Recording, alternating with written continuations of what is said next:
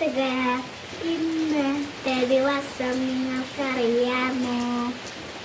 ഇന്നാണ് വായന ദിനം ആചരിക്കുന്നത്. എന്നാണ് വായന ദിനം ആചരിക്കുന്നത്? ജൂൺ 19. ആരുടെ ഓർമ്മയ്ക്കായാണ് ജൂൺ 19 വായന ദിനമായി ആചരിക്കുന്നത്? പി.എൻ.